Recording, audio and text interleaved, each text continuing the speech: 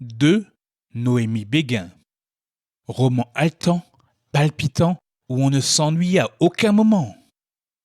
J'ai lu C'est arrivé en avril de Philippe Meisburger, et la première chose à dire de ce livre, c'est que ça fait longtemps que j'avais pas autant voyagé dans un livre. Vincent est un ophtalmo qui vit à Manhattan.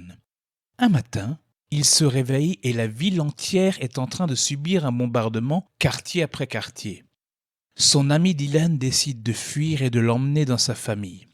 Là, Vincent va rencontrer sa sœur Karine, qui est aveugle et dont il va tomber éperdument amoureux. Au bout de quelques jours, ils vont voir une grande lumière, et lors de leur réveil, il ne reste que d'eux, Vincent et Karine, avec une ultime conviction. Il faut aller à Sedona, en Arizona. Ils vont alors se lancer dans un road trip au travers des États-Unis, très tumultueux. Et une fois sur place, ils vont rencontrer une forme de vie dont ils n'auraient jamais cru à l'existence auparavant.